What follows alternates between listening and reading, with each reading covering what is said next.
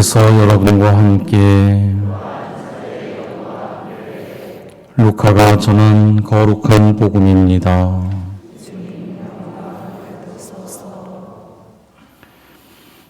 그때 예수님께서는 낙심하지 말고 끊임없이 기도해야 한다는 뜻으로 제자들에게 비유를 말씀하셨다.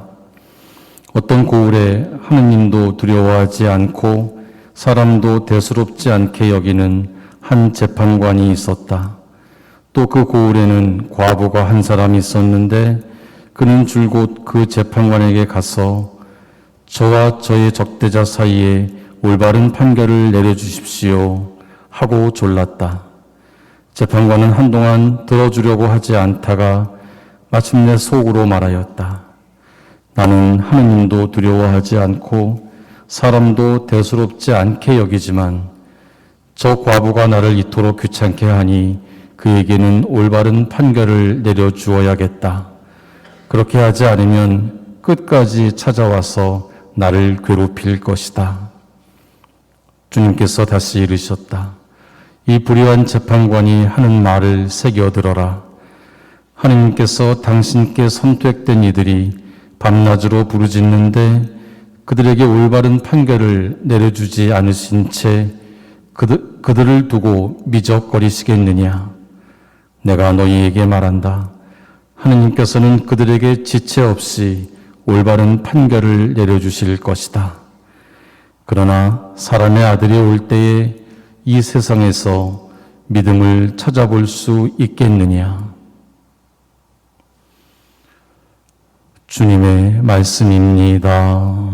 그리스도님 찬미합니다.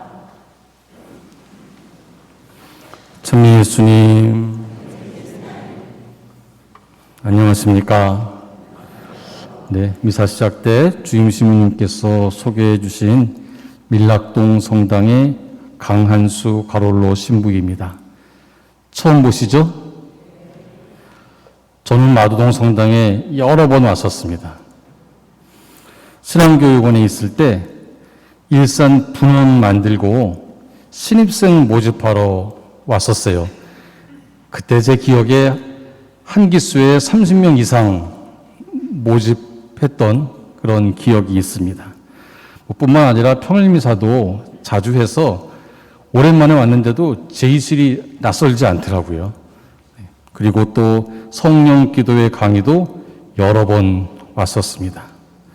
물론 긴 시간 동안 띄엄띄엄 왔으니까 여러분들 기억 못 하실 것이고, 그래도 최근에 여러 번 뵌 것이 이성만 신부님 계실 때, 우리 이재화 신부님 함께 있을 때 대림특강 제가 온 적이 있습니다. 그때 특강 왔을 때 저 소개하고 박수로 반겨주셨는데, 성전 건축 모금을 하러 온 오늘은 저의 방문이 그리 달갑지는 않으시리라 생각합니다.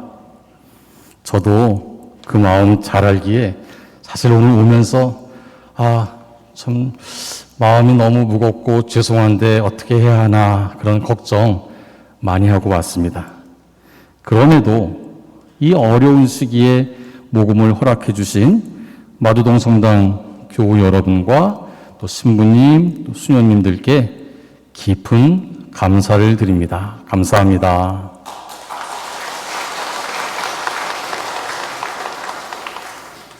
저희 밀락동 성당은 2018년 9월에 설립되었습니다. 그러니까 이제 막 4살 조금 지난 거예요. 아직도 걸음마는 뛰었고 4살이면 조금 움직일 수 있죠. 말도 곧잘 하고요. 그 정도 공동체죠. 물론 제가 첫 번째 주임 신부입니다. 처음 3개월은 옆본당에서 더부살이 하면서 일단 성전 그 부지에 이제 조립식으로 임시 성전을 마련하였습니다. 저희가 부지가 300평밖에 안 돼요. 굉장히 작죠. 작은 부지에 처음에는 60평 정도로 샌드위치 패널로 건물을 지어서 일단 다른 건 안 해도 미사는 봉헌해야 되니까 임시 성전을 마련하고 그 옆에 조그맣게 사무실 공간을 마련했습니다. 그러니까 주일학교 친구들 미사 끝나고 교리도 해야 되고 또 레지오 등등의 단체들 회합도 해야 되고 그런 방이 좀 필요해서 컨테이너를 3개를 갖다 놓고 이렇게 쭉 교리실로 회합실로 써왔죠. 그때는 정말 월급 줄 돈이 없어서 제가 사무장을 3개월을 채용을 못했어요. 근데 본당 시작할 때 뭐 해야 될 일이 많잖아요. 전화도 놔야죠. 뭐 팩스부터 뭐 인터넷도 끌어야죠. 그걸 그냥 제가 혼자 뛰어다니면서 할 수밖에 없었습니다. 그래서 저희 전화번호가 4628이에요. 팩스 번호는 4620. 제가 전화국에 때렸었죠. 우리 이 번호 안 주면 안 된다고. 그러니까 또 어떻게 뭐 막 없는데 하면서 또 전화국에서 그 번호를 구해주더라고요. 그 덕에 또 좋은 번호도 얻고 그렇게 본당 생활을 시작을 했죠. 사무장도 못 구했으니 식복사는 생각도 못했죠. 사실 식복사는 그때는 뭐 물론이고 지금까지도 사실 두지 못하고 밥을 혼자 제가 해먹고 있습니다. 이게 처음에는 아니 평생 밥을 해먹어 보지 않았던 사람이 갑자기 어느 날 이제 밥을 해먹어야 되는 상황에 놓이니까 이게 음식이 맛이 있겠어요? 당연히 없죠. 뭐 그냥 뭐 배고프니까 먹는 거지. 음식은 맛이 없죠. 또 왜 이렇게 냄비는 잘 태워 먹어요? 잠깐 한눈 바는 사이에 그냥 후라당 타고 손 대이는 거는 뭐 세지도 못하죠. 처음에는 이런 것들이 힘들었어요. 뭐 음식을 하고 뭐 불을 조절을 하고 그런데 시간이 지날수록 이게 문제가 아니라 이 밥 그 자체가 저의 굴레가 되더라고요. 그러면서 항상 저를 긴장하게 만들고 좀 불안하게 그러면서 이것이 사목에까지 지장을 주었습니다. 그렇다고 하루에 3번인데 안 먹을 수 없잖아요. 그러니 결국은 해결책도 없이 그냥 그렇게 지내는 거죠. 그래도 좀 일을 좀 줄이면 나아지지 않을까 하는 생각에 그동안 해오던 서울대신학교 강의도 그만두고 신앙교육원 강의까지 모두 내려놨습니다. 사실 저야 사제이니 그리고 처음부터 신설본당에 가는 걸 알고 왔으니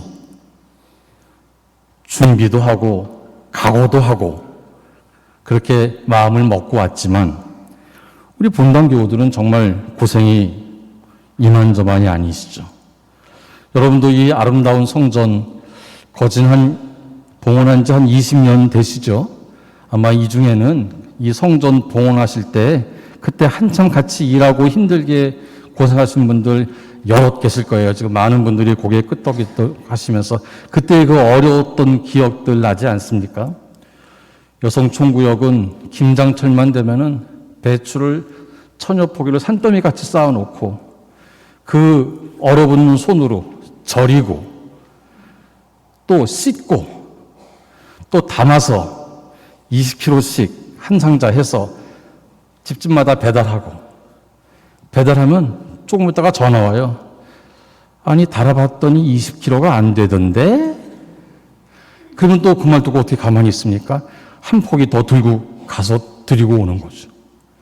뭐 그뿐이 아니에요. 매주 참기름부터 만두에 젓갈류, 각종 과일, 의류 재고품, 구두 재고품 그런 것도 얻어다가 띄어다가 팔고 뭐 제육볶음에 냉면에 그런 뭐 밀키트 같은 것도 만들어서 다 팔았습니다. 남성총구역은 이 미사 끝나고 이 제대 초를 깎거든요. 이제 제대회에서. 그럼 제대초 깎은 거 모아다가 예쁜 유리컵 준비해가지고 심지 놓고 초를 만드는 거예요. 그래서 특별한 날 뭐 부활성야 빛의 예식대라든가 그럴 때 그거 판매해서 또 수익금은 또 본당 기금에 보태고 뭐 레지오 마리에부터 해서 우리 주일학교 교사단도 그 주방 세제 있죠. 설거지 바 그거 만들어서 또 판매하고 정말 뭐 온 식구가 다 판매해서 성전 건립 기금에 보태려고 참 고생이 많았죠. 타본당에다가는 기도문 손수건도 팔았고 양구에 가서 시래기 그 밭에 이렇게 우리가 계약을 해가지고 또 시래기 다른 문당에 팔고 뭐 제 생각에 팔 수 없는 것 빼고는 다 팔아본 것 같아요. 네. 그래도 물론 힘들었지만 이렇게 열심히 하면은 성전을 지을 수 있을 것이라고 생각을 했습니다. 그런데 생전 듣지도 보지도 못한 코로나라는 게 생겨버린 거예요. 어느 날 갑자기 성당이 텅 비어버린 거예요. 저 혼자 우두커니 제대해서 카메라 놓고 미사를 드리고 정말 저희는 아주 물론 모든 본당이 다 마찬가지였겠지만 특히 성전을 지어야 하는 저희는 깊고 어두운 터널 속으로 그냥 쑥 하고 빨려 들어가는 듯한 그런 느낌을 받았습니다. 너무 깊이 빨려 들어가서 출구가 도무지 안 보이는 거예요. 깜깜한 거죠. 혼자 성당에서 야, 성전을 정말 지어야 하는 건가? 하고 자꾸 자문하기 시작했죠. 도저히 안 되겠다 싶어서 다시 설문조사를 했습니다. 우리 지금 성전 짓는 게 맞습니까? 그런데 본당 신자분들은 성전 건립에 대한 열망이 그 어려운 상황이었지만 굉장히 크셨습니다. 우리에게는 신앙의 가장 핵심적인 거니까 그것만큼은 어떠한 고난도 우리가 헤쳐나가야지 물러설 것은 아니다. 그런 마음이 있으신 거죠. 그래서 지난 한 해 동안 설계를 하고 허가를 받고 제가 성모자상 옆에 모형 갖고 왔는데 저희가 이제 허가받은 이제 설계의 모형입니다. 그리고 올해 초에 성전 건축을 시작했습니다. 물론 어려웠죠. 그래도 시작했으니 시작이 반이라고 했으니 이제 좀 되겠지 했는데 우리에게 그 길고 어두운 터널은 아직 끝나지 않았다는 것을 알게 되었습니다. 우크라이나 전쟁이 터지고 원달러 환율은 계속 오르고 원자재 가격이 말도 못하게 오르는 거예요. 거기다가 여러분도 소비자 물가도 마트에 가보면 아시지 않습니까? 임금도 상승되고 예상 건축비보다 실제 건축비가 30% 이상 오른 거예요. 그러니까 우리 분당으로 치면요, 15억이 더 공사비가 올랐어요. 건물은 그대로인데 어느 날 갑자기 앉은 자리에서 15억을 도둑 맞은 느낌이 들 정도로 정말 뭘 어떻게 해야 할지. 신자들은 성당에 안 나오죠. 건축기금은 안 모이죠. 공사비는 천정부지로 솟죠. 이건 뭘 해도 어떤 방법이 없더라고요. 밥을 먹어도 이게 여기서 얹혀가지고 내려가지가 않는 거예요. 그리고 점점 밤이 무서워지는 게 잘라고 누우면 이 가슴이 뛰어서 이 쿵쿵쿵거리는 소리에 몇 달을 잠을 못 이루겠더라고요. 아, 정말 막 화가 났어요. 어떻게 하라는 건지. 그래도 이 상황에서 제가 할 수 있는 것 아무것도 없다는 것도 또 알게 됐죠. 그냥 화를 누르거나 아니면 그게 힘에 붙여서 폭발하거나 막 저도 모르게 화를 내고 있는 거예요. 사람들한테. 오늘 복음에 하느님도 두려워하지 않고 사람도 대수롭지 않게 여기는 한 재판관이 등장합니다. 그런데 어느 날 한 과부가 적대자와의 문제를 해결하기 위해서 그 앞에 섰습니다. 사람을 대수롭지 않게 여기는, 하지만 칼자루를 쥔 재판관, 그리고 지금 결코 대수로울 수 없는 상황에 놓인, 하지만 칼끝을 잡은 여인, 이 둘의 싸움은 어떻게 될까요? 하지만 그 재판관은 들어주기 귀찮아하는 그런 상황이었고, 이 여인은 지금 너무나도 간절한 상황이었죠. 누가 이기겠습니까? 오늘 제1독서에서 모세가 아말렉과 싸울 때 손을 들면 이기고 손을 내리면 지는데 모세에게 다른 선택이 있었을까요? 그처럼 물러설 곳 없는 그 여인에게 다른 선택은 없었습니다. 형제 자매 여러분, 부활세 예수님께서는 사람의 아들이 올 때 우리의 믿음은 어떻겠냐고 물으십니다. 마찬가지죠. 우리의 믿음도 다른 선택은 없습니다. 제가 오늘 이 자리에 서게 된 것은 바로 그 재판관 앞에 선 그 여인의 행동에 용기를 얻었기 때문이죠. 그렇습니다. 우리 성당의 힘만으로는 극복하기 어려운 이 상황에서 저에게 역시 다른 선택은 없었습니다. 그래서 이웃 공동체에 말씀을 드리고 도움과 격려를 받고 싶었습니다. 성전을 봉헌할 수 있도록 도와주시기를 감히 청합니다. 저희도 여러분의 도움 잊지 않고 여러분께서 주신 그 사랑을 훗날 또 다른 이웃 성당들에게 꼭 전할 것입니다. 긴 시간 경청해 주심에 감사드리고 도움을 주실 구체적인 방법에 대해서는 영성제 후에 또 설명드리겠습니다. 감사합니다. 아멘.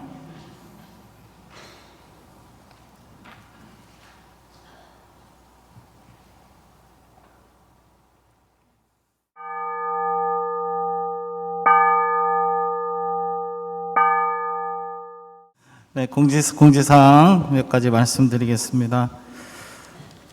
교육 모임 알림사항 보시면요, 동아리 소공동체 신청 받고 있습니다. 동아리로 모아서 이렇게 승인 신청을 하셔도 되고요. 홈페이지 보시면 나는 이런 동아리에 참가하고 싶다, 개인별로 신청하실 수 있습니다. 그래서 신청 부탁드리고요. 교황님, 주교님, 사제 수도자, 세계 평화를 위해 기도하는 체나골로 기도 모임 시간과 장소 나와 있습니다. 함께 하실 분들 연락 주시면 되겠습니다.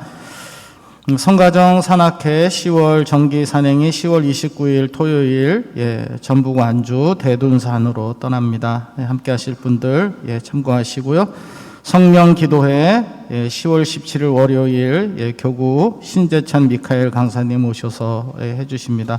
함께 하실 분들 시간 참조해 주시기 바랍니다.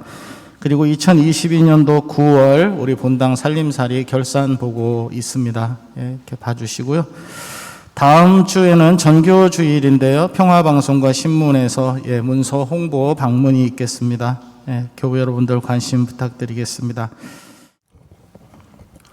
주님께서 여러분과 함께 또한 사제 전능하신 천주 성부와 성자와 성령께서는 여기 모인 모든 이에게 강복하소서. 아멘. 주님과 함께 가서 복음을 전합시다.